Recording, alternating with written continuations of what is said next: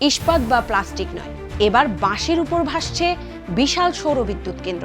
চীন চালু করেছে বিশ্বের প্রথম 100 কিলোওয়াট ক্ষমতার বাঁশভিত্তিক ভাসমান সৌর বিদ্যুৎ প্ল্যাটফর্ম।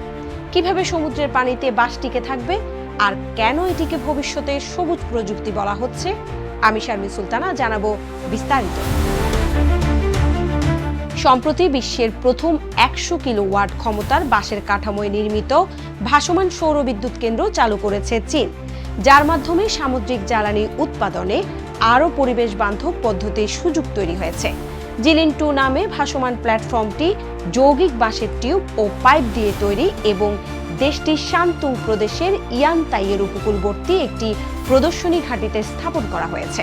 প্রকল্পটির অন্যতম নির্মাতা ইয়ানতাই সিআইএমসি রাফেলস ওশান টেকনোলজি গ্রুপ বলছে, প্রচলিত ইস্পাত ও উচ্চ ঘনত্বের পলিথিন কাঠামোর তুলনায় বাঁশভিত্তিক নকশা সামুদ্রিক পরিবেশের উপর ক্ষতিকর প্রভাব উল্লেখযোগ্যভাবে হ্রাস করে।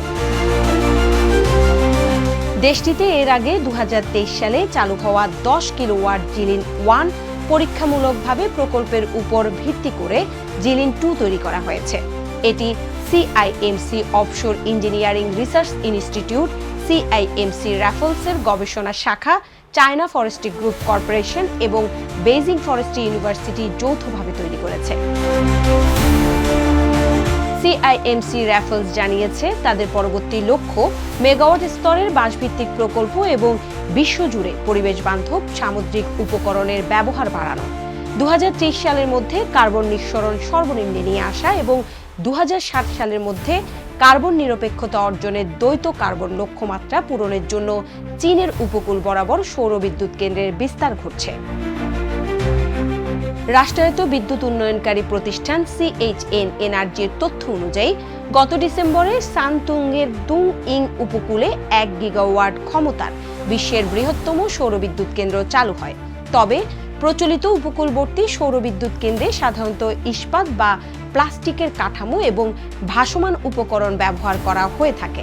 প্লাস্টিকের পরিবর্তে বাঁশ ব্যবহারের জন্য চীন 2023 সালে একটি কর্মপরিকল্পনা গ্রহণ করে এবং জুলাইয়ে প্রকাশিত সর্বশেষ বন ও তৃণভূমি সংরক্ষণ পরিকল্পনাতেও উদ্যোগটি অন্তর্ভুক্ত করেছে।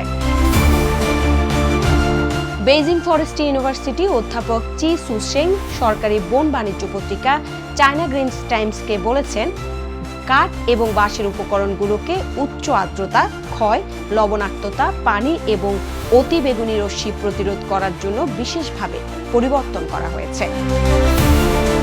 সংবাদপত্রটির 12 আগস্টের প্রতিবেদন অনুসারে এই নবায়নযোগ্য উপাদানগুলোকে প্রক্রিয়াজাত করে উচ্চ মূল্যের ও টেকসই প্রকৌশল সামগ্রী তৈরি করা যায়, যা প্রচলিত ও অধিক শক্তি ব্যয়কারী উপকরণের উপর নির্ভরতা কমায়। চীন অন্যান্য প্রকল্পেও বাঁশভিত্তিক উপকরণ ব্যবহার করছে, যার মধ্যে রয়েছে দেশটির শুষ্ক উত্তরাঞ্চলে মরুকরণ মোকাবেলায় বালু সঞ্চালন নিয়ন্ত্রণের প্রকল্পও রয়েছে। চীনের এই বাঁশভিত্তিক ভাসমান সৌর বিদ্যুৎ কেন্দ্র শুধু একটি নতুন প্রযুক্তি নয়, বরং পরিবেশ বান্ধব জ্বালানি উৎপাদনের নতুন দিকও দেখাচ্ছে। 10 কিলোওয়াটের পরীক্ষামূলক প্রকল্প থেকে 100 কিলোওয়াটে পৌঁছে এখন মেগাওয়াট স্তরের প্রকল্পের দিকে এগোচ্ছে দেশটি। কার্বন নিরপেক্ষতার লক্ষ্য পূরণে এমন উদ্ভাবন ভবিষ্যতে বিশ্বের অন্যান্য দেশেও ছড়িয়ে পড়তে পারে।